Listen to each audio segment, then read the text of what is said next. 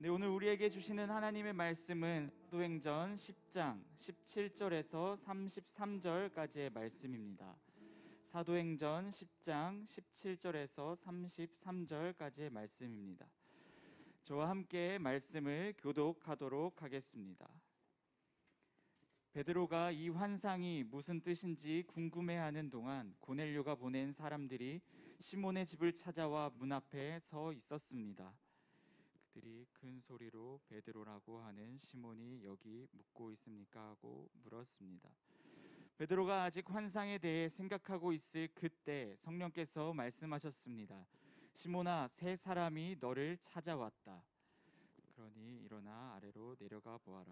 그리고 주저하지 말고 그들과 함께 가거라. 내가 그들을 보냈기 때문이다. 베드로는 내려가서 그 사람들에게 말했습니다. 내가 당신들이 찾고 있는 그 사람입니다만 무슨 일로 오셨습니까?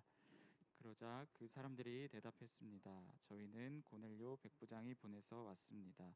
고넬료는 의인이요 하나님을 경외하는 분이시며 온 유대 사람들에게도 존경받는 분이십니다. 한 거룩한 천사가 고넬료에게 나타나 당신을 집으로 모셔와 당신이 하는 말을 들으라고 했습니다. 그러자 베드로는 그 사람들을 맞아들여 그 집에 묵게 했습니다.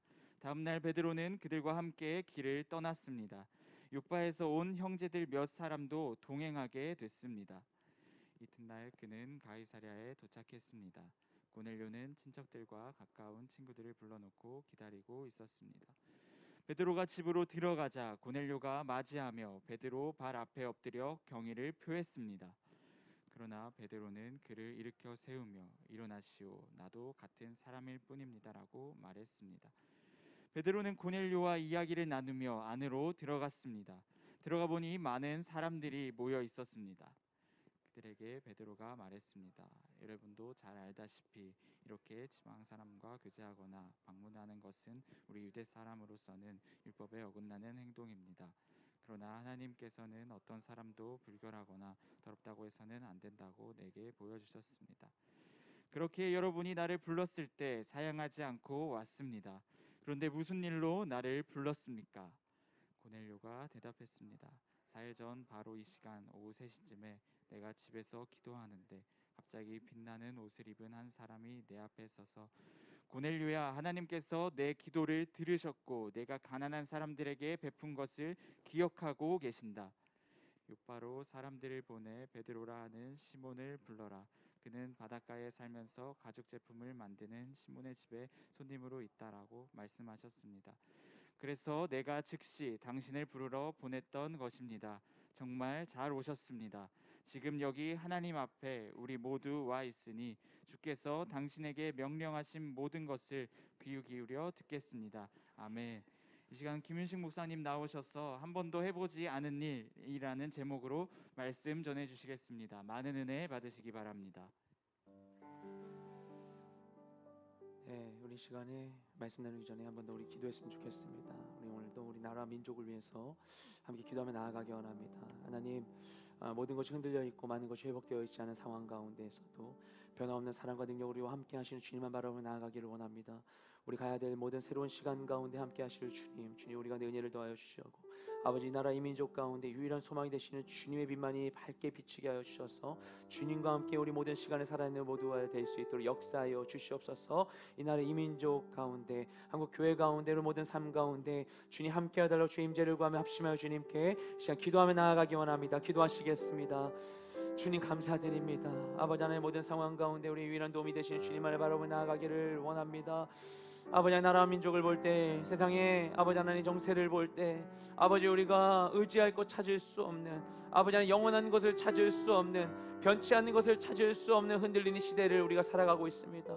하지만 아버지, 모든 상황 가운데에서 우리가 유일하게 아버지 바라볼 뿐, 우리가 의지할 뿐, 능력이 되시 보시 주님밖에 없는 줄로 믿사오니 아버지 하나님, 복음의 빛이 없는 어두운 자리 가운데 주님 빛으로 임하시고 아버지 임하시고 역사하시고 주님의 하나님 되심을 드러내 주시옵시고 나라 이 민족 가운데 아버지 온 세상 가운데 유일한 소망이 되시는 주님만을 바라보는 모든 민족들, 모든 사람들 될 수 있도록 우리 가운데 역사하여 주시옵소서. 아버지, 교회 가운데 함께 하시고 모든 교회 가운데 복음의 빛을 비춰 주셔서 복음의 능력으로 살아낼 뿐만 아니라 세상을 변화시켜 나아가는 우리들 모든 모든 교회들, 모든 성도의 삶이 될 수 있도록 주님 우리 가운데 함께하여 주시옵소서.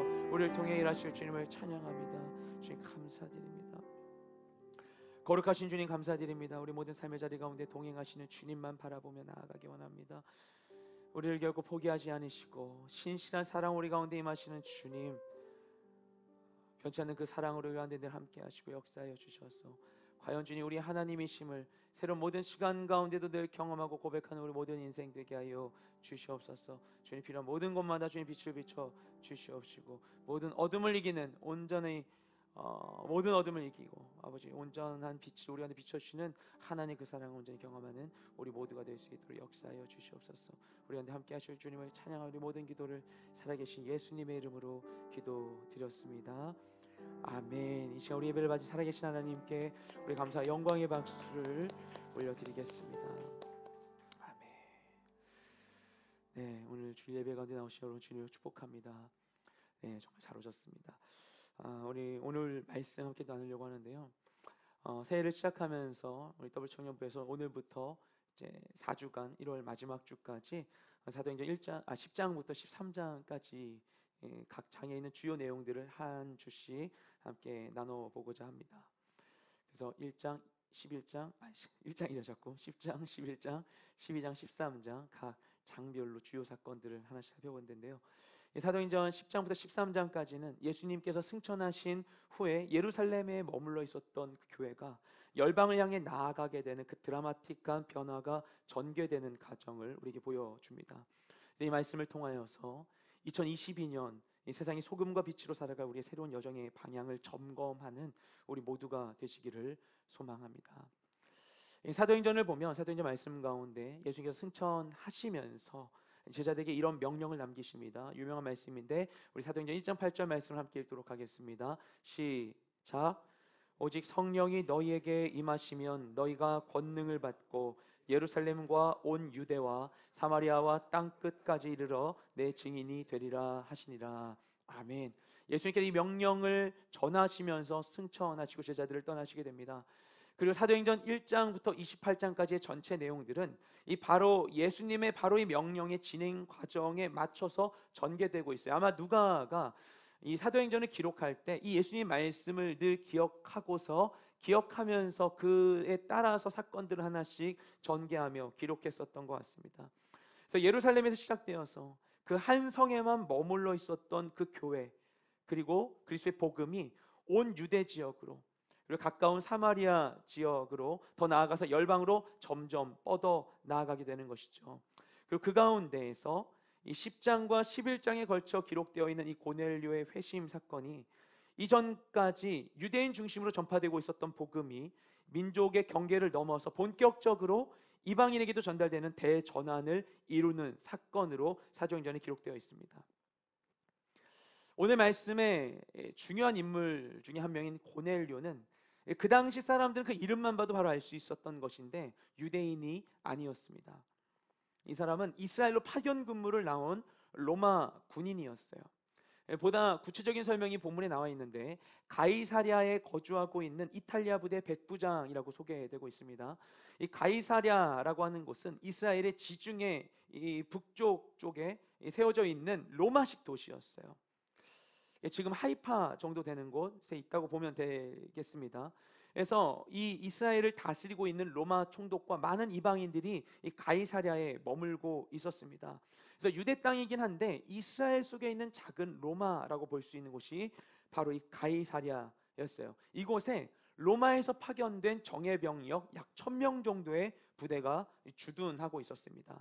그 당시의 로마의 이 군대 편제는 오늘날 우리 편제로 따지면은 이 중대장급 되는 그런 간부가 있었어요. 이 센트리온, 이 100명의 이 군사들을 통솔하는 사람을 우리 백부장이라고 하고 있는데요. 이 백부장이 어떤 직책인가 하면 그 당시 로마 군에서 보병 제일 말단에서부터 자기 실력으로 올라갈 수 있는 최고 지위가 바로 백부장이었습니다. 그래서 로마를 보면 그 로마 시대 정치가 귀족들과 함께 또 평민 출신의 이 호민관이 균형을 이루어서 이 민주적인 이 공화정을 이룰 수 있도록 한 게 로마 정치의 특징이었었는데요. 근데 이 군대에도 그런 조직이 있었던 것이죠. 이 상류 계급 출신의 이 지휘관들이 있고, 그리고 병사로부터 실전 경험이 풍부하여서 능력으로 인정받아 오른 이 백부장의 자리가 있는 것입니다. 그래서 이 사람이 고넬료가 백부장이라고 하는 것은 여러 의미가 있어요. 그는 이미 많은 전투의 경험을 갖고 그 가운데 자기 실력을 인정받은 사람입니다. 그렇기 때문에 로마 제국 가운데 극동 지역인 이 이스라엘 땅에까지 그가 파견받았다라고 우리가 알 수 있게 되는 것이죠. 그래서 고넬료는 인정받고 있는 로마 군대의 간부였습니다. 그런데 동시에 성경이 그를 어떻게 설명하고 있는가 하면 그는 경건한 이방인이라고 나와 있어요. 이 경건한 이방인이라는 표현은 관용적인 표현이에요. 그 당시 유대교에 보면 유대교에 관심을 가지고 있는 이방인들이 왔는데, 이 사람들이 유대인들처럼 할례는 받지 않았음에도 불구하고 유대교의 이 여러 가지 사항들을 이제 준수하고 그 신앙을 지키며 유대교의 하나님을 믿는 사람들을 일컬어서 경건한 이방인이라고 불렀습니다. 그런 사람이었어요. 그래서 이 10장에 나오는 전체적인 내용들을 보면 오늘 본문에 나온 부분도 있지만, 이 사람은 자신이 그냥 하나님을 믿을 뿐만 아니라 그 신앙을 삶으로 실천해 내어서 이웃들에게, 유대인들에게도 본이 되는 삶을 살아가고 있었고, 특별히 그가 이 10장의 사건이 어디서부터 시작되냐면 그가 오후 3시에 기도했다고 하거든요. 그러니까 당시에 이 유대인들이 기도하던 그 시간에 맞춰서 본인도 하나님께 기도 생활을 하고 있었던 사람인 것이죠. 하루 5번의 시간을 하나님께 기도했던 사람 우리가 알 수 있어요. 굉장히 경건한, 하나님을 열심히 믿는 그런 이방인이었던 것입니다. 그런데 그런 그가 어느 날 하나님께 기도를 하고 있던 중에 하나님께서 천사를 그에게 보내세요. 그리고 말씀하시기를 이 가이사랴에서 남쪽으로 50km 정도 떨어져 있는 이 요빠라는 도시가 있습니다. 지금의 이 팔레스타인 가자지구 이 근방이라고 볼 수가 있는 곳인데, 그 요빠에 사람을 보내서 베드로라고 하는 사람을 찾아오라고 말씀해 주신 것입니다. 이 전체적인 맥락을 볼 때 고넬료가 어떤 기도를 했을까? 10장 마지막까지 보면 이제 베드로가 하는 말을 통해서 고넬료가 했던 기도가 무엇인지를 우리가 짐작해 볼 수가 있어요. 베드로를 통해서 하나님께서는 고넬료와 그의 가족들, 그 친구들에게 복음이 전파되게 하시거든요. 아마 고넬료는 이방인으로서 하나님 믿으면서 그 마음속에 큰 갈등이 있었겠죠. 내가 하나님을 믿게 되었는데, 지금까지 수많은 전쟁터에서 수많은 사람들을 죽이면서 이 자리까지 오게 되었는데, 나 같은 이방인, 나 같은 죄인도 하나님 믿을 수 있는 것인가? 나도 구원받을 수 있는 것인가 하는 그런 고민이 그의 마음속에 있지 않았을까 생각이 됩니다. 그래서 간절히 그가 기도했을 때 하나님께서 그 기도에 응답하여 주셨는데, 하나님의 응답의 내용이 무엇인가 하면은 저 요빠에 있는 베드로라고 하는 사람을 데리고 오라고 말씀하신 것이었어요. 그래서 고넬료는 바로 하나님의 그 명령을 따라 사람을 요빠로 보내게 됩니다. 그리고 한편 오늘 말씀 바로 앞에 나와 있는 부분들을 보면 베드로도 이 고넬료가 기도한 다음 날 정오 시간에 기도하던 중에 그때 하나님의 환상을 보게 됩니다. 무엇인가 하면 부정한 음식을 먹으라고 하시는 하나님의 그 환상이었어요. 이와 같이 고넬료와 베드로가 각기 다른 하나님의 음성을 듣고 난 후에 이들이 결국 오늘 본문에서 만나게 됩니다. 우리 17절 말씀을 같이 읽겠습니다. 시작. 베드로가 이 환상이 무슨 뜻인지 궁금해하는 동안 고넬료가 보낸 사람들이 시몬의 집을 찾아와 문 앞에 서 있었습니다. 아멘. 베드로가 하나님께서 보여주신 그 환상을 보고 나서 이 말씀을 보면 그 환상이 무슨 뜻인지 궁금해하고 있었다라고 이야기하고 있어요. 근데 이제 본문에서 궁금해하는 동안이라고 표현되어 있는데, 여기 나온 이 헬라어 원어의 단어가 원래 뜻이 매우 놀라다, 당황하다, 의심하다 이런 뜻을 품고 있어요. 그러니까 베드로가 그 환상을 보고 나서 너무나 심히 마음이 혼란스러운 거예요. 이게 뭐지? 뭐지라고 생각하고 있는데, 이 우리말 성경에 보면 궁금해하는 동안이라고 번역이 잘 되어 있는데요, 원어의 의미도 이 단어가 미완료 과거 동사예요. 그러니까 그가 이런 마음이 들었는데 이때까지도, 그러니까 고넬료로부터 출발한 사람들이 당도하기 전까지 계속해서 그 마음 상태에 있었던 거예요. 이게 뭐지? 이게 뭐지? 이거에 대한 이 혼란스러운 마음을 가지고 있는 중에 그의 그 혼란스러운 마음에 대한 하나님의 응답이라도 되듯이 새로운 사람들이 그의 집 방문에, 그가 있었던, 그가 거주하고 있었던 그 시몬의 집 그 방문 앞에 당도하게 되었던 것입니다. 그가 보았던 환상의 내용은 이렇습니다. 우리가 잘 알고 계시는 내용이겠지만 그가 보았을 때 하늘이 열리고 하늘에서 큰 보자기 같은 것이 내 귀퉁이가 묶여 있는 상태로 내려오게 되었어요. 근데 그것이 열려졌을 때 그 안에 무엇이 있었는가 하면 율법에 의하여 유대인들이 먹을 수 없기로 되어 있는 부정한 짐승들이 가득 있었던 것입니다. 그럼 우리가 그것을 이해할 때 뭐 무슨 지네, 바퀴벌레, 뭐 귀뚜라미, 막 이런 것들 이런 데 득실득실 되고 있어. 어떻게 먹어요? 이런 얘기를 할 것 같다. 완전 몬도간의 식단에 들어갈 것 같은 그런 것들이 있지 않을까라고 우리 생각하게 되겠지만, 이 말씀에 보면은 네 발 달린 짐승들 뭐 이런 게 나오거든요. 그러니까 이것은 우리가 먹을 수 없는 건 아닌 거예요. 아마 그랬을 것입니다. 유대인들이 먹을 수 없는 것들, 그죠? 뭐 돼지고기라든지, 아니 우리 먹지만 못 먹는 뭐 오징어, 멍게, 해삼, 우리 너무나 좋아하는 것, 장어 이런 것들, 게, 수술 나오네요. 어쨌든 그런 것들 우리 먹을 수 있지만 유대인들은 못 먹는 것들이 있었어요. 그것들이 거기 가득히 있는 거예요, 그죠? 근데 하나님께서 그것을 먹으라고 말씀하시죠. 근데 베드로는 유대인이었습니다. 단지 유대인일 뿐만 아니라 베드로의 직업이 어부였죠. 베드로는 어부였기 때문에 그가 어떤 전문가였을 거라 우리가 유추할 수 있는가 하면은, 그가 갈릴리 호수에서 잡은 것 중에서 어떤 것이 율법에 따라 먹을 수 있고 어떤 것은 먹을 수 없는지를 분별할 수 있는 사람이었을 거예요. 왜냐하면 자신이 잡은 걸 가지고 이스라엘 시장에서 팔려면 상품성이 있어야 되잖아요. 그러니까 유대인들이 먹기에 어려움 없는 것이어야만 했어요. 그리고 유대인이 먹을 수 없는 것들을 잡게 되면 이건 따로 해서 이방인들이 판다든지 이런 식으로 아마 그가 장사를 하지 않았을까 우리가 생각할 수 있습니다. 그래서 그는 부정한 음식과 부정하지 않은 음식에 대한 구별이 명확한 사람이었던 것이죠. 지금도 유대인들, 종교적인 유대인들은 율법에 따라서 먹을 수 없는 동물 먹지 않습니다. 아까 말씀드렸지만 대표적으로 돼지고기 먹을 수 없는 것이죠. 그 외에도 먹을 수 없는 게 너무나 많이 있어요. 소고기나 양고기를 먹는다 하더라도 랍비가 인증한 이 코셔의 이 도축 방식에 따라 도축한 고기만을 먹을 수 있고, 그런 고기도 유제품과 섞어서 먹으면 코셔에 어긋나는 것입니다. 그러니까 철저하게 먹을 수 있는 음식과 먹지 못하는 음식을 구별해요. 매일 식사 때마다 반복하는 이 율법 준수의 행위가 그들에게는 자신들의 삶과 정체성을 구분짓는 매우 중요한 행위였어요. 그런데 하나님께서 이것을 먹으라고 말씀하시는 거예요. 그 명령을 베드로는 도무지 이해할 수 없었던 것입니다. 내가 유대인인데, 그죠? 그가 안전하고 옳은 일이라고 여기고 있었던 그 율법의 세계를 결코 벗어나고 싶지 않았던 거예요. 하나님 어찌 이걸 먹으라고 할 수 있을까? 유대인들은 그런 세계 가운데 살아가고 있었어요. 어디를 가더라도 자신들만의 세계를 만드는 거예요. 자신들이 먹을 수 있는 물건을 파는 상점, 정육점이 있고 그 가운데 자신들의 문화를 만들면서, 이게 세상적으로 볼 때는 개토화되어 있는 것이지만 그 가운데서 자신들의 세계를 꾸리며 살아가는 것이 유대인들의 삶의 방식이었습니다. 이것을 벗어나는 건 죽음과도 같은 것이었어요. 너무나 위험한 일이었던 것이죠. 근데 심지어 그게 얼마나 잘 지켜졌는가 하면, 헬라 제국이 이들을 다스렸을 때에도 이들을 완전히 통제하지 못했었거든요.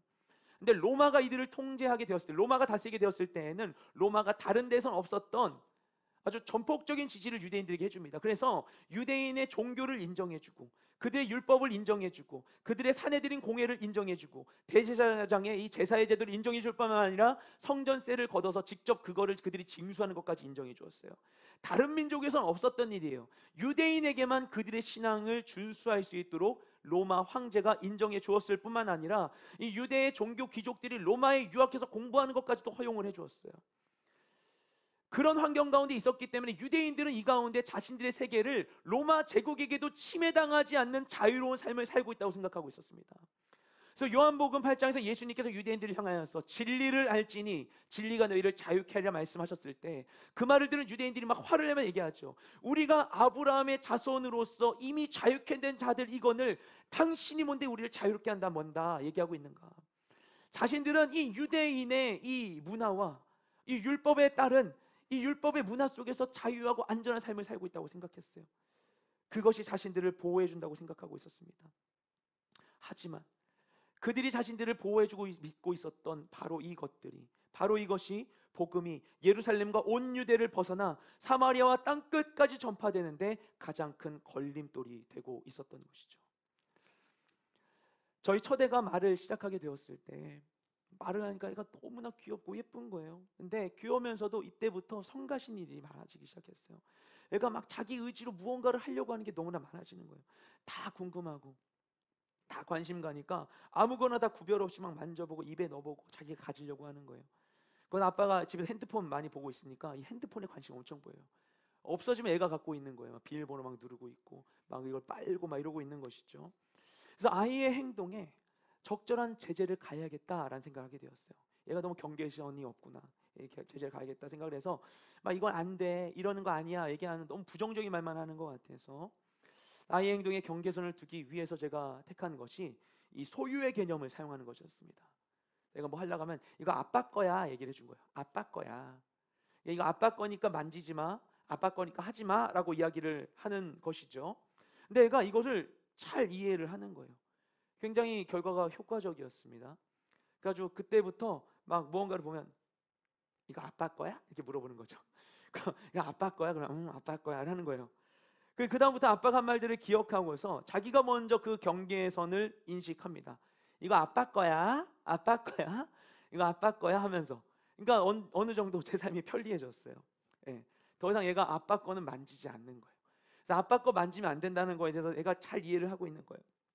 그런데 시간이 지나고 나니까 이로 인한 불편한 일들이 발생하기 시작했습니다. 밖에 나갔는데 알지도 못하는 사람들한테 얘기하는 거예요. 이거 아빠 거예요. 이거 우리 아빠 거예요. 뭐 이런 얘기들을 하기 시작하는 거예요. 그래서 자기 동생하고도 막 분란이 일어나게 된 거죠. 이거 내 거야. 네 거 갖고 해. 이거 아빠 거야. 막 이런 일들이 일어나게 되었던 것입니다. 저와의 아들의 삶을 건강하게 구분짓기 위해서 세웠던 이 안전장치가 서로를 나누는 벽이 되고 말았던 것이죠. 우리들은 어릴 때부터 스스로의 삶에 다양한 경계선을 만들어 왔어요. 대부분의 이유는 자신을 안전하게 보호하기 위해서입니다. 우리는 모두 다 어린 시절에 연약했던 시절을 경험해 본 바가 있습니다. 우린 다 약자였어요. 어린 시절에. 그 상황 가운데 내가 감당할 수 없는 상황들을 스스로의 방법을 가지고 각자의 기질대로 이겨내기 위해서 노력했죠. 막 잔소리하는데 네 하면서 딴청 피우면서 자꾸 이걸 막 흘리고 있거나 막 뭐라 얘기를 하시면은 막 그냥 조목조목 따박따박하게 반박을 하거나 막 울어버리거나 막 쓰러져가지고 막 난리를 치거나 각자의 방법대로 우리의 위기들을 이기기 위해서 노력해왔어요. 그리고 그렇게 많은 위기 상황 가운데 나를 보호하기 위해서 선택했던 모든 일들이 나의 안전한 벽이 되어서 우리가 각자의 삶을 유지하게 되었던 것이죠. 그리하여서 이 사람은 좀 안 맞은 것 같아. 이 사람은 제쳐두고 저 사람은 나랑 맞을 것 같아. 나를 보호해 줄 것 같아. 이런 사람은 좋아하고 나의 안전을 위하여 내 삶의 편리함을 위하여서 취사 선택을 하면서 지금까지 우리가 살아오게 된 것이죠. 근데 그렇게 우리가 내 삶을 안전하게 만들기 위하여 나 자신을 보호하기 위해서 세워둔 그 모든 안전장치가 과연 우리를 정말 안전하게 만들어주는 것인가? 때로는 그런 것들이 내가 세운 나의 기준과 안전장치가 오히려 우리를 고립되게 만들고 영향력 없고 변화 없는 삶에 머물게 만들기도 합니다. 예전에도 나눴었지만 겨울왕국에서 엘사가 사람들이 막 마녀라고 괴물이라고 손가락질하니까 도망가가지고 산속 깊은 곳에 가가지고 자신을 위하여서 얼음 드레스 만들고 얼음성을 짓고 나서 얼음성에 혼자 가가지고 노래를 부르죠. 레디고 그죠? 아무도 들어주지 않는데 그냥 내비둬 난 혼자가 좋아. 그 상황 가운데 머물므로써 엘사는 과연 행복했을까? 그죠? 그 산속 깊은 곳까지 와서 손을 내밀어 준 동생이 없었더라면 그녀는 그저 산속 깊은 곳에 있는 얼음 마녀로서 기억됐을 것입니다. 나를 안전하게 하고자 했었던 안전장치가 과연 나를 안전하게 만드는 것인가? 베드로를 비롯한 이 시기의 그리스도인들은 예수를 그리스도로 신하고 영접하며 구원을 맛보고 하나님 믿게 됐지만 그들의 신앙은 기존의 자신들이 가지고 있었던 이 유대교의 종교적인 틀을 벗어나지 못하고 있었어요. 하나님을 믿었어요. 은혜를 받았어요. 그럼에도 불구하고 변하지 않는 그들의 종교적 관습이 그들의 인생 가운데 그대로 남아 있었습니다. 하나님 믿어도 안 되는 건 안 되는 거예요. 하나님 믿어도 싫은 사람은 싫은 거예요. 하나님 믿어도 할 수 없는 게 너무나 많이 있는 거예요. 여러분, 우리는 어떻습니까? 예수님 믿는데도 불구하고 여전히 용서할 수 없는 사람들, 예수님 믿는데도 불구하고 여전히 해결할 수 없는 문제들, 예수님 믿는데도 불구하고 도무지 마주할 수 없는 일들, 우리가 하나님 믿는데도 불구하고 우리 삶 가운데 변화되지 않는 일이 너무나 많이 있는 것이죠. 내가 나름 나의 안전장치 속에서 내 안전한 성에 머물면서 나를 보호하며 살고 있다고 생각하고 있지만, 사실 그 가운데 갇혀서 조금도 밖으로 나아가지 못하는, 자유롭지 못한 인생 가운데 우린 머물 때가 있지 않습니까? 하지만 그리스도께서 복음을 통해 우리 가운데 주신 것은 그 모든 것으로부터 우리를 자유케 하는 일입니다. 더 이상 그 무엇에도 매이지 않고 하나님 우리에게 허락하신 모든 자리 가운데 능히 능력으로 나아갈 수 있도록 주님께서 십자가 달려 돌아가시며 우리를 자유케 해주신 것이죠. 그것을 이룰 수 있는 자들이 바로 그리스도인인 것이에요. 하지만 그 전까지 우리에게 많은 도전들이 있을 수 있죠. 이 순간 베드로가 마찬가지입니다. 그는 예수님 믿었음에도 불구하고 그 유대인의 문화를 벗어나지 못한 상태에 있었어요. 그 예루살렘에 있었던 스데반 집사의 이 핍박 사건 이후에 흩어져서 사마리아 땅으로 빌립 집사가 복음 전하게 될 때, 베드로문요 8장 9장 가운데 이 해안가 지역을 다니면서 예루살렘 밖에 있는 유대인들에게 복음을 전했다는 것들이 기록되어 있습니다. 하지만 그래봤자 그가 갈 수 있는 것은 겨우 욥바까지였어요. 가이사라는 갈 수 없었던 거예요. 그는 자신의 한계를 벗어나지 못한 그 자리에 머물러 있는 그리스도인이었습니다. 이런 문제들은 예루살렘 교회에 비일비재했었어요. 초대 예루살렘 교회가 큰 은혜 가운데 모여 있었지만 그 예루살렘 교회도 갈등이 생겼는데, 유대인 출신의 이 예루살렘과 유대 지역 출신의 유대인 이 기독교인들과 헬라 지역에서 온 헬라 지역 출신의 이 기독교인 사이에 갈등이 일어났던 것이죠.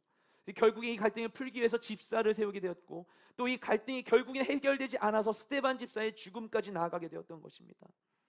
그리고 당시 그리스도인의 눈으로 볼 때 당대 기독교는 유대교의 한 분파로 여겨졌어요. 그들이 믿는 예수님은 구약의 예언에 따른 메시아였고, 따라서 유다 지파 다윗의 후손으로 유대인의 몸으로 이 땅 가운데 오셨어요. 그분 역시 난지 8일 만에 할례를 받으셨어요. 그를 랍비로서 가르치셨습니다. 처음 예수님 믿은 자들, 제자들도 다 유대교의 배경하에서 예수님 믿게 됐기 때문에, 그리고 이 당시에 이들은 기도할 때에도 성전에서 기도 시간 맞춰서 기도하는 그 습관을 유지하고 있었어요. 그렇기 때문에 본래 종교적인 관습 안에서 하나님을 섬기고 있는 상태에 있었습니다. 그리고 이러한 그들의 익숙한 신앙의 형태가 계속되어야만 한다고 생각했을 것이에요. 아무리 예수님 믿어도 그들이 나면서부터 당연하게 여겨왔던 것들을 깨뜨리는 것이 너무나 어려웠던 것입니다. 예수님께서는 예루살렘과 온 유대와 사마리아 땅끝까지 이르러 내 증인이 되리라 말씀하셨지만, 이 예루살렘과 온 유대를 넘어서 사마리아와 땅끝까지 예수님의 증인이 되라고 하신 그 사도행전 1장 8절의 말씀이 결코 인간의 힘과 지혜로는 이룰 수 없었던 것입니다. 흔히 과거는 미래의 거울이라고 하죠. 미래는 아직 보지 못한, 알 수 없는 것임에도 불구하고 과거를 통해서 미래를 볼 수 있다고 하는 이유는 우리 안에 늘 익숙한 데 머무르려고 하는 관성의 법칙이 작용하고 있기 때문입니다. 우리는 알 수 없는 내일을 익숙한 것으로 채우려고 해요. 그것이 안전하다고 생각하기 때문이죠. 내가 아는 것, 이미 경험해 본 것, 익숙한 것만이 예측 가능하고 컨트롤할 수 있는 일이라 여겨지기 때문에 우리 익숙한 자리를 벗어나기가 너무나 어렵습니다. 새로운 것 기획을 해야 되는데 작년에 했던 똑같은 것에 사람들 이름만 바꾸고 복붙해가지고 새로운 기획안을 만들어 제출하는 것처럼, 했던 것이 최고라고 생각하며 그 자리를 떠나지 않은 채 머물러 있고 마는 것이죠. 그렇게 만드는 우리 안에 있는 이 두려움과 안정욕구, 내가 나 자신을 스스로 보호하려고 하는 욕심이 우리를 계속해서 같은 자리에 머무르게 합니다. 하지만 우리의 힘과 능력으로는 나의 안전지대를 넘어서 변화의 새로운 길로 나아갈 수 없습니다. 그래서 하나님께서는 우리를 한 번도 가보지 못한 새로운 길로 인도하시죠. 우리 18절부터 20절까지 말씀을 함께 읽겠습니다. 시작. 그들은 큰 소리로 베드로라고 하는 시몬이 여기 묵고 있습니까? 하고 물었습니다. 베드로가 아직 환상에 대해 생각하고 있을 그때 성령께서 말씀하셨습니다. 시몬아, 세 사람이 너를 찾아왔다. 그러니 일어나 아래로 내려가 보아라. 그리고 주저하지 말고 그들과 함께 가거라. 내가 그들을 보냈기 때문이다. 아멘. 앞서 17절에 봤던 것처럼 베드로가 그 환상을 혼란스러워하고 있는 중에 고넬료가 보낸 사람들이 마침 이때 도착했습니다. 그때 그들이 문 앞에 서서 베드로를 찾아요. 이 타이밍이 절묘하죠. 전날 3시에 고넬료의 환상을 통하여서 출발하서 아마 저녁 먹고 출발했겠죠. 출발해서 이 사람들이 요빠의 당도에서 베드로가 기거하고 있었던 집에 도착하기 바로 직전에 베드로가 환상을 보았던 것입니다. 그리고 베드로가 그 환상에 대한 질문을 갖고 있는 중에 이들이 문을 두드리게 되었던 것이죠. 이 19절 말씀을 보면 여전히 아직도 환상에 대해서 골똘히 생각하고 있던 거예요, 베드로는. 근데 그 상황 속에 이들이 방문했을 때 하나님께서 베드로의 그 모든 의문에 대한 답을 주십니다. 시몬아, 세 사람이 너를 찾아왔다라고 말씀해 주십니다. 아니, 지금 환상의 의미도 모르겠는데 세 사람은 또 뭐야? 이렇게 되는 거예요. 이해할 수 없는 일들이 베드로에게 연달아 일어나고 있는 것입니다. 성령님께서 이어서 말씀하십니다. 일어나 아래로 내려가라. 그리고 주저하지 말고 그들과 함께 가라. 내가 그들을 너에게 보낸 것이다 라고 말씀해 주십니다. 그 전까지 베드로는 그냥 이 시몬의 집, 이 가죽장인 시몬의 집에 그냥 기거하고 있는 상태에 있었어요. 그런데 이 평온한 베드로의 일상을 깨고, 이 잔잔한 그의 일상을 깨고 알 수 없는 일들이 그의 삶 가운데 찾아오게 되었습니다. 그런데 하나님께서는 베드로에게 말씀하시길 그들에게 가가지고 그들과 함께 가라고 말씀하십니다. 주저하지 말라고 말씀하십니다. 그들의 정체가 뭔지도 말씀해 주지 않으세요. 그냥 가라고 말씀하시는 거예요. 여전히 혼란에 빠져서 의심하며 주저하고 있는 베드로에게 성령님께서 의심치 말고 가라고 말씀해 주신 것입니다. 그리고 이 모든 것이 다 하나님의 계획이라는 사실을 그에게 알려주십니다. 하지만 그렇게 말씀해 주심에도 불구하고 베드로는 여전히 받아들이지 못하고 의심하고 있었어요. 그런데 말씀을 보면 너무나 이 은혜로운 것은 무엇인가 하면 특히 17절에 나와 있는 베드로의 반응에 대한 이 헬라어 원어의 표현이 의심한다라는 것이거든요. 베드로는 의심하고 있었어요. 하나님이 이렇게 말씀하심에도 불구하고 이 환상을 보았을 때 3번이나 하나님 권하셨는데 베드로가 거부했거든요. 근데 베드로가 이렇게 의심하고 거부하고 있음에도 불구하고 하나님의 오늘 말씀 가운데 단 한 번도 베드로를 책망하지 않으십니다. 너 내가 하라면 할 것이지, 그죠? 네가 뭘 한다고 이런 말씀하지 않으세요.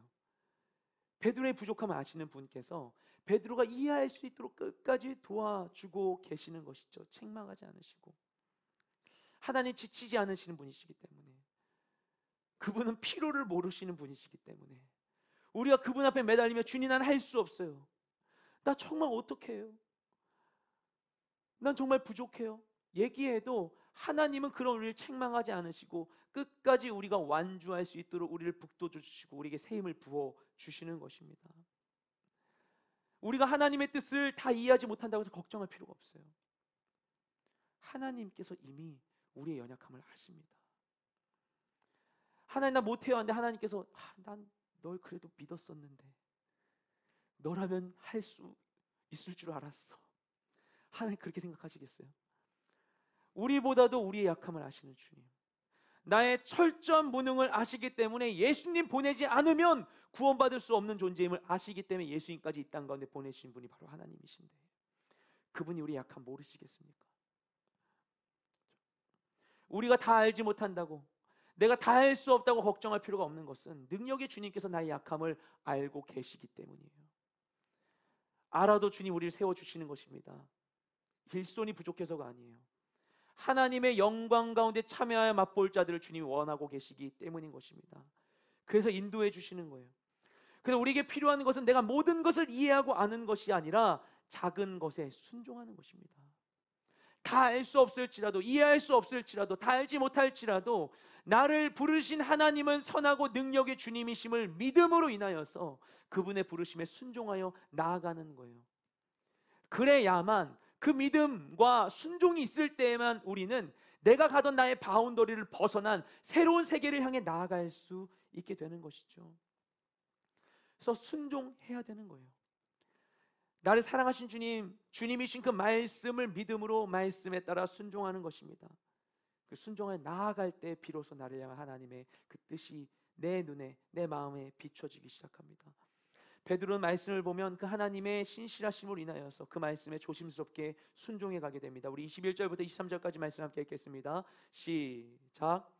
베드로는 내려가서 그 사람들에게 말했습니다.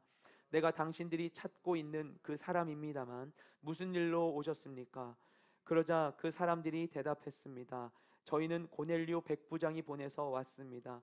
고넬료는 의인이요 하나님을 경외하는 분이시며 온 유대 사람들에게도 존경받는 분이십니다. 한 거룩한 천사가 고넬료에게 나타나 당신을 집으로 모셔와 당신이 하는 말을 들으라고 했습니다. 그러자 베드로는 그 사람들을 맞아들여 그 집에 묵게 했습니다. 다음날 베드로는 그들과 함께 길을 떠났습니다. 요빠에서 온 형제들 몇 사람도 동행하게 됐습니다. 아멘. 베드로가 성령 말씀에 따라 일단 내려갑니다. 그리고 자신을 찾아온 사람들을 만납니다. 그리고 뭐라고 하는가? 무슨 일로 왔습니까? 라고 물어봐요. 그러니까 아직은 바로 그들과 함께 가거나 하나님께서는 그들과 그냥 가라고 말씀하셨는데 바로 가지 않아요. 그 하나님께 주신 말씀들 전하지도 않고 그들이 온 이유부터 확인해 보고 있습니다. 아직 베드로의 마음 가운데 완전한 신뢰의 준비가 되어 있지 않다라는 걸 우리가 확인할 수가 있죠. 그러자 그들이 자신들이 온 이유를 밝힙니다. 그들은 자신들을 보낸 고넬료가 믿을 만한 사람이라고 이제 소개를 한 후에 천사의 방문에 대한 이야기를 합니다. 그 이야기가 아마도 베드로의 마음을 열지 않았을까 생각돼요. 그가 방금 환상을 보았잖아요. 그래서 베드로가 의심을 풀고 이들을 맞이합니다. 그러니까 지금까지 어떤 상황이었는가 하면 이 사람들이 와가지고 문 두드리고 하고 있는데 손님이 왔는데도 불구하고 그 사람들을 그 문간 밖에 세워둔 채로 기다리게 만들고 대화를 나누고 있었던 거예요. 근동 지역에 손님을 잘 맞이하는 이들 문화 가운데 굉장한 결례인 것이죠. 근데 지금까지 이들을 맞이하지 않고 있었어요. 왜 그랬는가? 이들이 이방인이기 때문입니다. 요빠는 유대인 지역이잖아요. 이곳에 이방인 왔을 때 모두가 그 사람들을 관찰하고 있었겠죠.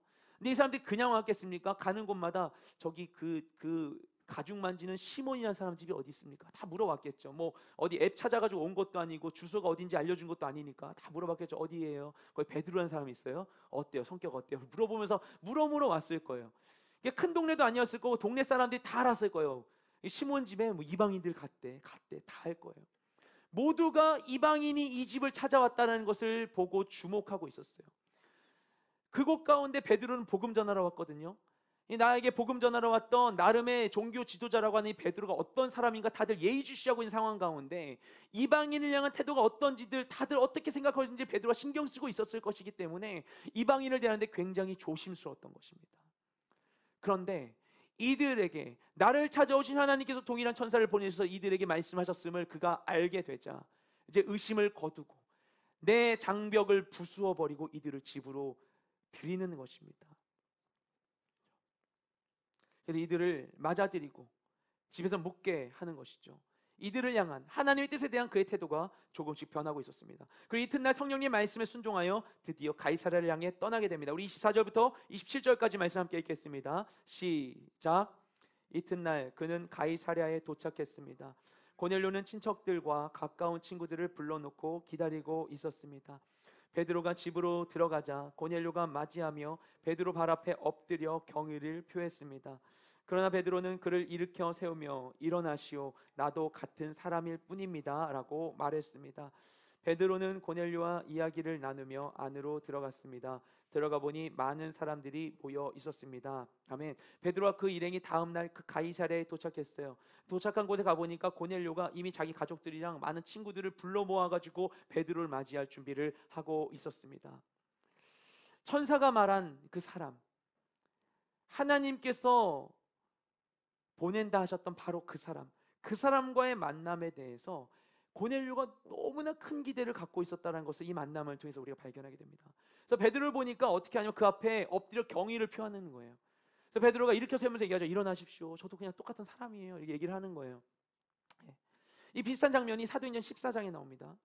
베드로와 바나바가 이 선교 여행을 떠나게 됐을 때 루스드라에서 이 안전뱅이를 치유한 사건이 일어납니다. 1차 선교 여행 때 치유한 사건이 일어났을 때 어떻게 되죠? 사람들이 막 난리 법석을 떨어요. 그러면서 우리 제우스와 헤르메스 신이 왔다. 우리 그리스 신들이 우리에게 왔다. 저 바나바가 좀 권위 있어 보니까 저 사람이 제우스고 이 베아울은 말 많이 하는 걸 보니까 헤르메스다 얘기하면서 와 우리 허메와 수스다 하면서 막 절하려고 합니다. 그러자 베드로가 옷을 찢으면서 바울이 옷을 찢으면서 얘기하죠. 우린 당신들과 똑같은 사람입니다. 당신들이 이런 짓 못하게 하려고 하나님이 우리를 당신들에게 보냈습니다 하면서 복음을 전하게 되지 않습니까? 이런 장면에서 거기서도 사람들이 이 바울과 바나바에게 절을 했는데 여기서 고넬료가 베드로 앞에 절을 한 것도 같은 행위인가? 이거 좀 달라요. 고넬료는 하나님을 믿는 사람이었잖아요. 하나님 믿는 사람이었어요. 고넬료가 여기서 취한 태도는 이 베드로를 경배하려고 한 것이 아닙니다. 고넬료가 한 것은 하나님의 말씀에 대한 그의 경외하심을 볼 수 있어요. 그가 하나님의 뜻을 너무나 기다리던 사람이에요. 그래서 오후 3시에도 하나님께 기도하고 있었던 거죠. 모르겠습니다. 그 로마 군인 근무 시간이 오후 3시는 어떻게 된 건지 모르겠어요. 근데 어쨌든 간에 오후 3시에 기도하고 있었던 거예요. 하나님께 하나님 나를 변화시켜 주소서. 나를 구원하여 주소서. 내가 과연 그렇게 살 수 있겠습니까? 나는 많은 사람들, 난 손에 피를 묻힌 사람인데 할 수 있겠습니까? 기도하고 있던 그의 간절함에 하나님이 응답해 주시는데 하나님 과연 누구를 보내서 어떤 말씀 전해 주실까? 그가 너무나 기대되겠죠. 하나님의 뜻을 기다리고 있었기 때문에 하나님 사람이 왔을 때 어떻게 대해야 될지 모르니까 기독교의 이 격식이 뭔지 모르니까 일단 절부타고 본 게 아닌가 생각이 돼요. 그러니까 막 경배를 하는 거예요. 그렇죠? 너무나 그 말씀이 목말라서 너무나 기대되어서 예전에 들어보니까 한국 교회 초창기 때는요 교회 예배를 드리는데 할머니들이 오셔가지고는 교회 예배당에서 막 이렇게 하셨다라고 얘기를 들었어요. 그러니까 내가 지금까지 거룩하고 영적인 신성한 존재한테 대했던 방식이 요거밖에 없는데 하나님께 왔는데 내 마음을 다하여서 빌고 경배하고 싶은데 그 마음의 표현이 그냥 이렇게 되는 거예요. 물론 이게 투박하고 촌스럽고 우리의 문화에 전혀 맞지 않는다고 생각이 되지만 하지만 내 마음을 다하여서 경배하고 싶은 거예요. 고넬료의 마음이 그런 것이었죠. 어려운 거예요. 어떻게 해야 될까? 특히 이제 믿지 않는 분들이 그런 게 좀 있죠. 제가 예전에 목사 안수를 받았을 때 목사 안수식에 너무 감사하게도 저희 친척들이 믿지 않는 분들이 많이 계시는데 교회 안 다니시는 저희 셋째 외삼촌과 교회 안 다니시는 저희 아내 작은 아버지가 오셨어요. 얼마나 감사했던지. 그래서 마치고 난 다음에 전화를 드렸어요. 두 분이 비슷한 반응을 보이셨는데 제가 셋째 외삼촌한테 전화를 걸어서 감사 전화를 했더니 셋째 삼촌이 네, 목사님이라고 해야 되나 이러시는 거예요. 작은 아버지로 전화드리니까 네 이렇게 받으시는 거예요. 그래가지고 무슨 말씀이세요? 저 윤식이에요. 그러면서 막 얘기를 했죠. 그러니까 막 뭔가 목사를 대해본 적이 없는 거예요. 이분들이 목사는 어떻게 돼야 되는 거지? 그러니까 막 이렇게 안절부절 어쩔 줄을 몰라 하시는 거예요. 마찬가지인 거예요. 베드로가 왔는데 이 사람 소문 들어보니까 예수님이 제자였다는데 하나의 말씀을 전해준다는데 뭐가 올까 몰라서 고넬료가 마음을 다하여서 그 앞에서 이렇게 하는 거예요. 투박하지만 촌스럽지만 무식해 보이지만 얼마나 하나님의 말씀에 대한 순전하고 순수한 아름다운 마음입니까? 그 정도로 그의 마음 가운데 진리에 대한 갈급함이 있었던 거예요. 하나님 나에게 뭐라고 말씀해 주실까? 하나님 나에게 뭐라고 말씀해 주실까? 그것을 알지 못한 채 어둠 가운데 살았던 그의 인생을 반복하고 싶지 않기 때문에 하나님 말씀 앞에서 정말 정결함으로 이야기 듣고 싶었던 거예요. 가족들, 친구들 다 불러가지고 베드로를 맞이하는 것이죠. 뭘 좋아하는데?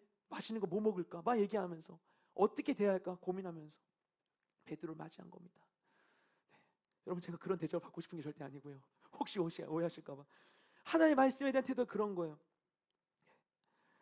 이 말씀에 대한 우리의 태도가 그렇게 되기를 소망합니다. 고넬료가 얼마나 그 말씀을 듣지 못했으면, 그죠? 근데 그가 결국에 들었던 말씀이 베드로가 복음 전하거든요. 그러니까 그가 그리스도의 복음이 필요했던 사람인 거예요. 고넬료가. 그게 하나님의 응답이었겠죠. 그런데 고넬료가 그렇게 듣고 싶었던 그 말씀이 오늘날 우리에게 너무나 흔한 것이 되어버렸어요. 구텐베르크의 금속 활자 이후에 성경이 막 급속도로 인쇄가 되고 지금도 1년에 가장 많이 인쇄되는 책이 성경책입니다. 저 공산국가 중국에도 성경 만드는 인쇄 공장이 있어요. 그 정도예요. 오늘날 우리가 스마트폰으로 언제나 말씀 볼 수 있고 유튜브만 열면 정말 세계 유수의 설교자들의 설교를 들을 수 있는 시대 가운데 살아가고 있어요. 2022년 돼가지고 온누리교회 전 성도들 함께 말씀으로 한 해를 채우자고 우리 성경 통독하지 않습니까? 성경 통독 잘하자고 1년 365일로 이 말씀 딱 쪼개가지고 우리에게 너무나 친근한 정말 사랑하는 고 하용조 목사님 목소리 AI 첨단 기술로 목소리를 재현하여가지고 영상 만들어내고 또는 연예인들이 막 헌신하여 참여한 드라마 바이블 이거 영상을 통하여서 또 우리가 성경 통독할 수 있도록 하고 말씀이 넘쳐나는 시대 우리가 하고자만 한다면 말씀을 볼 수 있는 이 시대 가운데 살아가고 있는데 우리에게서 말씀은 어떤 의미를 가지고 있습니까?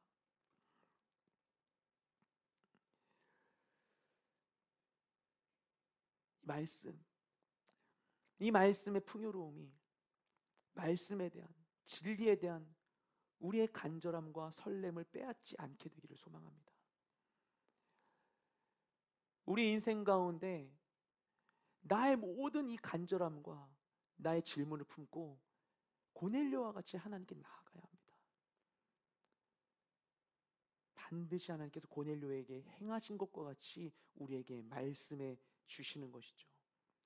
그녀 가운데 살아가는 우리가 되기를 주님으로 축복드립니다. 고넬료가 자신에게 주어진 삶을 어떻게 살아야 할지 너무나 궁금했어요. 의미 있는 삶을 살고 싶었어요. 자신이 향한 하나님의 뜻을 알고 싶었어요. 그래서 말씀 앞에 엎드렸습니다. 정말 우리가 하나님의 말씀을 필요로 한다면 우리의 그 마음이 말씀에 대한 태도로 이어지게 될 것입니다. 하나님 반드시 반응하시겠죠. 이 깊은 갈망으로 하나님의 뜻을 구하는 우리, 그리고 2020년 되기를 주님의 이름으로 축복드립니다. 드디어 베드로와 고넬료가 만나게 되었어요. 그러자 베드로가 먼저 입을 엽니다. 우리 28절 29절 말씀 함께 읽겠습니다. 시작. 그들에게 베드로가 말했습니다. 여러분도 잘 알다시피 이렇게 이방 사람과 교제하거나 방문하는 것은 우리 유대 사람으로서는 율법에 어긋나는 행동입니다. 그러나 하나님께서는 어떤 사람도 불결하거나 더럽다고 해서는 안 된다고 내게 보여주셨습니다. 그렇게 여러분이 나를 불렀을 때 사양하지 않고 왔습니다. 그런데 무슨 일로 나를 불렀습니까? 아멘. 베드로가 처음 만나서 인사를 하는데 첫 인사가 참 놀랍습니다. 첫 인사는 한마디로 말하면 이런 거예요. 저는 여러분과 만날 수 없는 사람입니다. 이렇게 시작하는 거예요. 전 유대인이라서 이 자리에 올 수 없는 사람입니다. 이 얘기 먼저 하는 것입니다. 베드로의 입장에서는 자신이 지금 이방 사람의 집에 들어와 있는 것 자체가 도전이고 모험이었어요. 그의 인생 가운데 처음 있는 일이었을 거예요. 이방인의 집에 내가 들어오게 되다니. 이런 생각 아마 했을 것이에요. 바로 어제까지만 해도 베드로는 혼란스러웠던 자신의 그 마음을, 아직도 혼란스러운 그 마음을 감추지 않고 이들에게 그대로 막 이야기를 하고 있습니다. 그런데 그렇게 하고 있지만 이 베드로의 태도가 지난 날과 사뭇 다르다는 걸 우리가 느낄 수 있어요. 어제는 아까 읽었던 말씀 가운데서는 자신이 보았던 그 환상의 의미가 무엇인지 알지 못해서 혼란스러워하고 의심하고 있었지만, 방금 이 말씀 28절 말씀을 보면 자신이 본 환상의 의미가 무엇인지 그가 명확하게 이해하고 있었습니다. 그래서 이렇게 얘기하는 거죠. 하나님께서는 어떤 사람도 불결하거나 더럽다고 해서는 안 된다고 내게 보여주셨습니다 라고 그가 이야기하고 있는 것이죠. 지난 정오에 환상을 봤을 때의 혼란, 그 다음날 고넬료의 집에 오기까지 이 시간 가운데 이해할 수 없었던 그 일들이 이와 같이 그의 마음속에 완전히 이해되고 소화될 수 있었던 것입니다. 처음에는 하나님의 뜻이 무엇인지 알 수 없었어요. 그래서 베드로가 할 수 있는 것은 무엇인가 하면 그냥 순간순간 순종하는 것밖에 없었어요. 알지 못하지만, 모르겠지만 하나님이 내게 이유 없고 의미 없는 일을 주지 않으시라는 생각 속에서 순종하여 이 자리까지 그냥 나온 것입니다. 누구 만날지 모르지만 그러니까 순종하여 옥상에서 내려가 이방인을 만났고, 순종해서 그들을 집안에 맞아들였고, 순종해서 그들과 함께 길을 나서고, 순종하여 고넬료의 집에 들어오면서 서서히 하나님의 뜻이 무엇인지 베드로가 알아가게 되었던 거예요. 고넬료의 집에 와서 그의 고백이 이와 같이 변화된 것입니다. 하나님께서는 어떤 사람도 불결하거나 더럽다고 해서는 안 된다고 나에게 보여주셨습니다. 이 집에 오기까지의 순간순간의 이 순종의 선택들이 하나님의 뜻을 받아들일 수 있는 마음의 상태로 그의 마음을 기경해 주었던 것입니다. 순종이 곧 이해가 되는 것이죠. 이해할 수 없다고, 내가 알지 못한다고 불순종하는 것이 아니라 이해할 수 없지만 그분을 믿기에 순종할 때 그 순종을 통해서 하나님의 뜻을 더욱 알게 되는 것입니다. 제가 예전에 아침에 수영을 배우러 갔는데요, 처음에 너무나 무섭기만 했어요. 제가 물에 대한 공포심이 있거든요. 근데 킥판을 잡고서 하니까 할만한 거예요. 할만하네. 나 이제 난 수영이랑 맞는 것 같아. 수영을 좋아하는 것 같아 하면서 킥판을 하고서 열심히 이게 수영을 하고 있었어요. 근데 어느 날 강사분이 갑자기 킥판을 다 내려놓으라는 거예요. 오늘 킥판 없이 해보세요. 한 번도 해본 적이 없는데, 킥판 없으면 안 되는데. 너무나 무서운데 선생님이 하라고 하니까 그 말에 따라 해보니 일단 되는 거예요. 하다가 멈추고 하면서 이제 쭉 갔는데, 그럼 생각을 해보게 되는 것이죠. 절대 할 수 없다고 생각했거든요. 저는 정말 물에 대한 공포심이 강했기 때문에. 근데 계속해서 제가 편한 대로 킥판을 의존하며 있었다면 수영은 더 늘지 않았을 것이죠. 근데 내 경험과 지식을 넘어서 순종했을 때 새로운 길로 나아가게 되는 것이죠. 나는 모르지만 선생님은, 그 양반은 뭔가 알고서 얘기했을 테니까. 네, 순종했을 때 알고서, 선생님 제가 킥판을 놓고도 할 수 있을 거라는 나에게 납득시켜봐요. 킥판 없이 하는 사람이 얼마나 됐죠 그동안? 뭐 이렇게 물어보면서 하나하나 따질 수 있었겠지만 그럴 용기도 없지만, 그렇게 한다고 해서 그것이 나의 수영 실력에 아무 도움이 되지 않는 것이었죠. 했으니까 되는 거예요. 저에게 굉장히 많은 깨달음을 준 순간이었습니다. 하나님이 우리 인생 가운데 그와 같은 일을 이루어주세요. 내 삶 가운데 왜 하나님께서 내가 좋은 걸 뺏어가실까?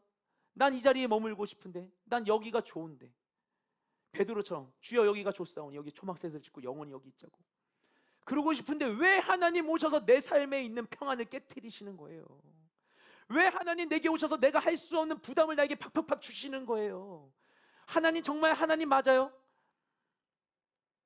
물어볼 수 있는 우리들에게 하나님은 우리가 하지 못했던 것을 계속해서 우리에게 제시해 주시는 것이죠. 그런 하나님이 야속하게 생각될 수 있어요. 예전에 말씀드렸었지만 저희 아내의 이 목도리, 털 목도리가 있는데 저희 아이들이 그게 너무 좋아가지고 막 이렇게 입으로 하다가 입을 막 물어 뜯는 거예요. 물어 뜯어가지고 먹으려고 하니까 제가 안 돼 김용하고 가가지고는 도망간 아들 붙잡아가지고 입에 있는 털을 막 끄집어냈거든요. 애가 막 울어요. 엉엉 울어요. 엉엉 울어요. 아빠는 지를 구원해 준 건데. 근데 지 그 털 못 먹게 했다고. 와, 놀랍죠. 하나님이 내게 행하신 것이 무엇인지 모른 채 그분을 거부하고 있지는 않습니까? 우리가. 하지만 그분을 신뢰함으로 순종하며 나아갈 때 순종을 통해 우리 삶 가운데 참된 변화가 이루어지게 되는 줄로 믿습니다. 이 베드로의 이야기를 듣고 고넬료가 대답합니다. 우리 30절부터 33절까지 말씀 함께 읽겠습니다. 시작. 고넬료가 대답했습니다. 4일 전 바로 이 시간 오후 3시쯤에 내가 집에서 기도를 하는데 갑자기 빛나는 옷을 입은 한 사람이 내 앞에 서서 고넬료야, 하나님께서 내 기도를 들으셨고 내가 가난한 사람들에게 베푼 것을 기억하고 계신다. 욥바로 사람들을 보내 베드로라고 하는 시몬을 불러라. 그는 바닷가에 살면서 가죽 제품을 만드는 시몬의 집에 손님으로 있다라고 말씀하셨습니다. 그래서 내가 즉시 당신을 부르러 보냈던 것입니다. 정말 잘 오셨습니다. 지금 여기 하나님 앞에 우리 모두 와 있으니 주께서 당신에게 명령하신 모든 것을 귀 기울여 듣겠습니다. 아멘. 고넬료는 베드로를 초청하게 된 연유를 빠짐없이 설명하고 있습니다. 그리고 이제 내가 당신 앞에 모든 것을 귀 기울여 듣겠다라고 이야기합니다. 모든 것이 준비되어 있습니다. 이제는 전하면 되는 거예요.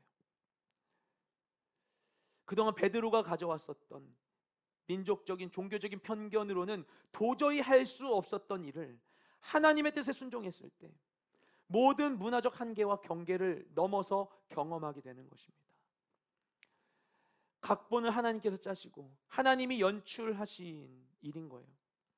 우리가 모든 것을 다 알 수도 없고 꼭 다 알아야 하는 것도 아닙니다. 근데 전능하신 하나님을 믿는다면 그 믿음이 우리의 지식을 초월하여 우리 삶 가운데 역사하게 되는 것입니다. 그래서 다 알지 못할지라도, 다 예측할 수 없고 다 확신할 수 없을지라도 믿음으로 순종하며 나아갈 수 있게 되는 것이에요. 그렇게 순간순간 순종할 때 그 작은 순종이 우리 인생 가운데 큰 일을 이루게 되는 것입니다.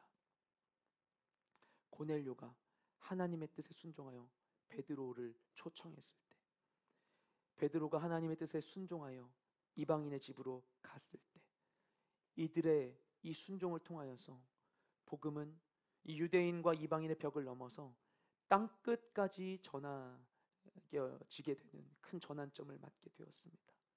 이들의 순종을 시작으로 하여서 베드로 예수님께서 승천하실 때 사도행전 1장 8절의 그 말씀, 예루살렘과 온 유대와 사마리아 땅끝까지로 내 증인들이라는 그 말씀을 들었을 때 그 말씀이 이루어지기를 바랐을지라도 그 말씀이 이와 같은 형태로 이루어질 거라고는 전혀 생각하지 못했을 거예요. 나의 계획과 내 생각 속에서 하나님의 뜻이 이루어질 것이라고 생각했을 것입니다. 그 일을 이루기 위해서 예루살렘 교회에 핍박이 있게 되고, 그 일을 이루기 위하여서 스데반 집사가 죽게 되고, 그 일을 이루기 위하여서 많은 사람들이 핍박을 당하고, 그 일을 이루기 위해서 내가 이방인의 집에까지 가게 되리라고는 전혀 생각하지 못했을 거예요. 그 전까지는 나의 예루살렘이, 나의 교회가, 나의 율법이, 나의 민족적 정체성이 나를 보호해 준다고 믿었기 때문에 그 안전장치 속에 갇혀서 그는 그 무엇 하나 이룰 수 없는 존재였던 것입니다. 하지만 그를 통해 열방의 주의 복음을 전하기 원하시는 하나님께서는 그의 삶 가운데 임하셔서 그로서는 할 수 없는 일들을 그의 삶 가운데 이루어 주시고, 그가 거부하고 의심할지라도 한 걸음씩 인도하시며 그가 새로운 길을 향해 나아오시게 도와주셨어요. 새해 그동안 한 번도 해보지 못했던 일들, 우리가 할 수 없었던 일들 가운데 하나님 우리 어떤 길로 인도할지 모릅니다. 근데 우리가 그 모든 시간 속에서 하나님을 꼭 붙들고 신뢰하며 나아갔으면 좋겠어요. 여러분, 어떤 2022년 보내고 싶으십니까? 우리가 한 해를 거듭 반복하여서 이 시점 가운데 왔잖아요. 여러분, 2021년을 되돌아볼 때 2021년은 어떤 한 해였어요? 그 지난 해와 얼마나 달라져 있습니까?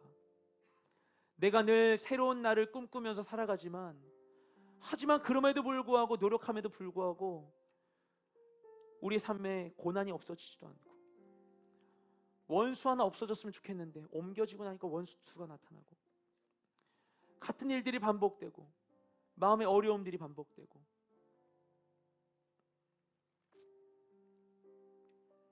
그 시간들을 거쳐 우리가 이 자리 가운데 나와왔습니다. 우리의 새로운 시간은 어떻게 되기를 원하십니까? 하나님 분명히 그 모든 시간 가운데 계시는 줄 믿습니다. 여러분의 일상 가운데 같은 일이 반복되는 것을 기뻐하지 마시고, 내 삶 가운데 새로운 일이 이루어지게 되었을 때, 나의 의지로는 선택하지 않을 일들이 내 삶 가운데 이루어지게 되었을 때, 하나님께서 내 삶 가운데 무언가를 이루시는구나, 하나님께서 새로운 길로 인도하시는구나, 그분이 행하실 일들을 기대함으로 한 걸음 한 걸음 나아가는 우리 모두가 되시기를 주님의 이름으로 축복드립니다. 하나님께서 반드시 우리 삶 가운데 새롭고 놀라운 일들을 이루어 주실 것입니다. 이 시간 그 마음을 품고 주님께 기도하며 나아가기 원합니다. 이 시간 기도하실 때 우리 가장 먼저 우리가 가지 못한 모든 시간들 가운데 주님을 초청하며 각자의 음성을 기도하기 원합니다. 우리가 믿기로는 하나님 무소부재하신 분이십니다. 하나님 무소부재하심은 이 장소적인 한계를 넘어가서 시간을 초월하여 하나님은 역사하시는 분이세요. 하나님 모든 곳 가운데 계시는 분이십니다. 이 고넬료와 베드로의 기도의 순간 가운데 함께 하셨던 하나님께서는 우리 인간이 경험하고 있는 세상 속에서는 먼 시간에 텀을 두고서 역사하신 것이지만, 모든 시간 가운데 제약 없이 역사하신 하나님께서는 그들과 함께 하시는 그 상태 그대로 지금 우리와도 함께하고 계십니다. 그리고 그 하나님께서는 우리가 가야 될 모든 시간 가운데도 이미 거하신 분이십니다. 그분을 신뢰함으로, 반드시 나와 함께 하실 주님을 신뢰함으로 이 시간 기도하며 나아가기 원합니다. 주님, 내가 올해 나아갈 그 모든 시간 가운데, 모든 장소 가운데, 모든 상황과 환경 가운데 앞서 행하시는 주님 함께하여 주시옵시고, 나를 향한 주님의 뜻을 내게 비춰주시옵소서. 내 마음 가운데, 그곳 가운데, 바로 그 자리 가운데에서 계시는 주님을 찾고자 하는 마음을 허락하여 주시옵시고, 그곳 가운데 반드시 계신 주님, 내 모든 감각을 깨워주셔서 내게 역사하심을 인하여서 나를 향한 하나님의 풍성한 은혜, 주님의 사랑과 음성을 누리며 나아가는 내 모든 삶의 시간 될 수 있도록 역사하여 주시옵소서. 우리 합심하여 주님께 간절히 기도하며 나아가기 원합니다. 기도하시겠습니다. 주님 감사드립니다. 주님 나와 함께하여 주시옵소서. 주님 가지 못한 모든 시간들 가운데 나와 함께 하시는 주님, 나와 동행하여 주시옵소서. 역사하여 주시옵소서. 나는 아직 가지 못한 시간들 마주할 때 두렵고 괴롭지만, 하지만 주님 그 모든 상황이 나와 함께 하시는 줄 믿습니다. 아버지 하나님, 믿음과 사랑의 모든 인생 될 수 있도록 역사하여 주시옵소서. 주님, 새해를 시작하는 지금 이 상황 가운데 왔음에도 불구하고 여전히 해결되지 않은 문제들로 인하여서 우리 마음이 너무나 답답하고, 아버지 주님, 아버지 내가 가지고 있는 것, 그 내가 쥐고 있는 것들이 혹시나 내게서 터져버릴까 사라져버릴까 우리는 여전히 전전긍긍하여 두려워하고, 주님 우리는 아버지 무슨 향이 나아가지 않지 못한 새로운 선택의 길 앞에서 아버지 우리가 혼란스러워하고 괴로워할 때가 너무나 많이 있습니다. 아버지 하나님, 새해를 맞이하는 가운데에도 우리 마음에 평안이 없으며, 아버지 하나님 우리 마음 가운데 아버지 온전한 믿음과 온전한 기쁨을 회복하기 너무나 어려운 상황 가운데 우리가 있을지라, 아버지 가지 못한 모든 길 가운데 나와 함께 하시는 주님, 나를 인도하시는 주님, 나와 동행하시는 주님, 함께 하시는 데 우리가 나아가기 원하오니, 주님 예배하신 그 자리 가운데 우리와 함께 하시고 동행하시고 역사하여 주시옵소서. 나를 향한 하나님의 놀라우신 은혜가 그 뜻이 온전히 이루어지는 내 모든 삶의 자리가 될 수 있도록 주여 역사하여 주시옵소서. 함께하여 주시옵소서.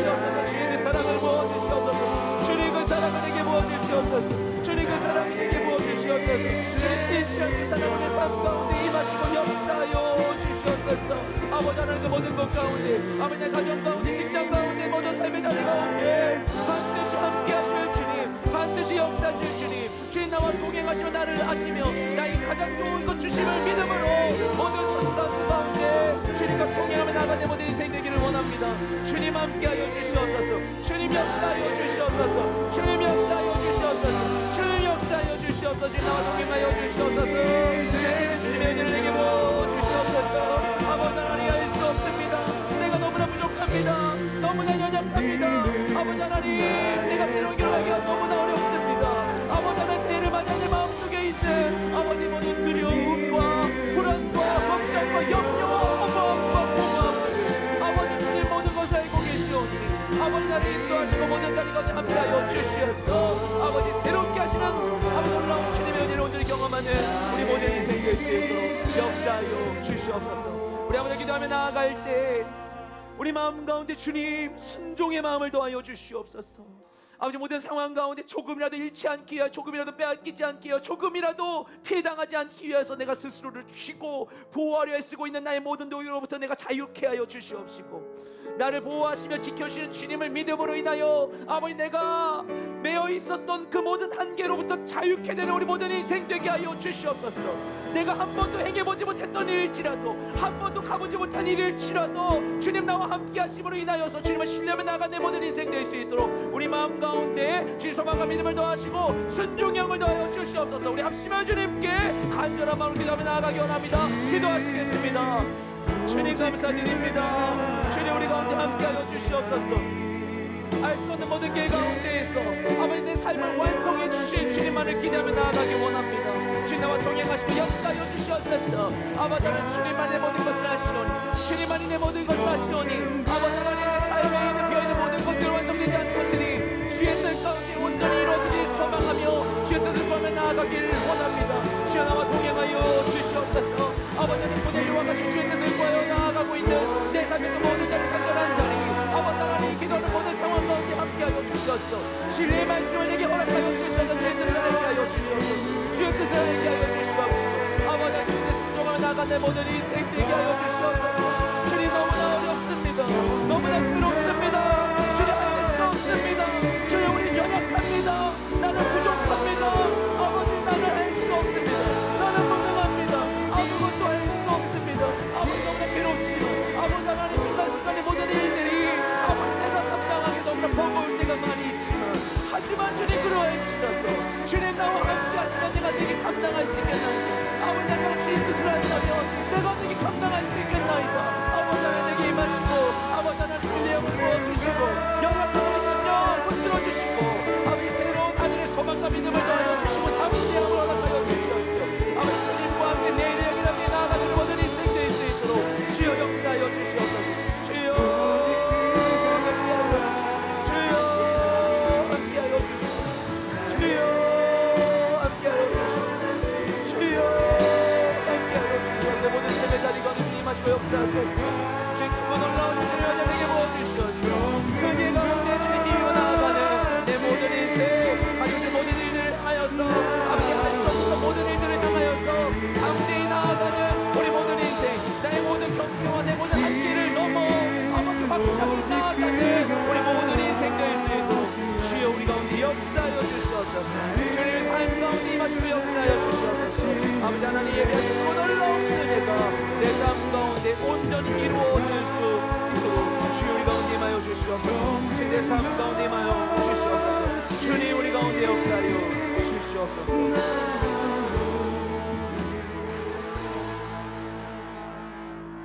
그거 놀라우신 하나님 가보지 못한 알 수 없는 길들을 마주하고 있을지라도 그 시간 가운데 내가 알지 못하는 새로운 기쁨들을 허락해 주실 주님을 바라봄으로 인하여서 기대와 소망으로 내일을 채우며 나아가는 우리 모든 인생 될 수 있기를 원합니다. 아버지 스스로를 보호하기 위해서 둘러치고 있었던 나의 모든 경계선을 주의 사랑으로 부수고 능력의 주님과 함께 주님이 거하시는 모든 곳 가운데 자유로이 나아가기 원하오니 주님 우리 가운데 함께 하사 지역의 정을 더하시고 충만한 사랑을 부어주시옵시고 소망과 믿음을 더하시고 담대함 허락하여 주시옵소서. 주님 함께 하심을 믿음으로 인하여 삶의 모든 경계를 넘어 그 사랑을 전파하는 우리 모든 인생이 될 수 있도록 역사하여 주시옵소서.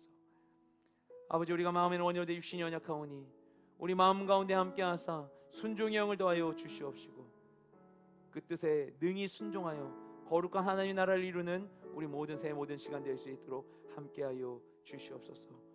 그렇게 우리 가운데 행하실 주님을 찬양하며 우리 모든 기도를 살아계신 예수님의 이름으로 기도드렸습니다. 아멘. 우리 예배를 받으신 살아계신 하나님께 감사 영광의 박수를 올려드리겠습니다.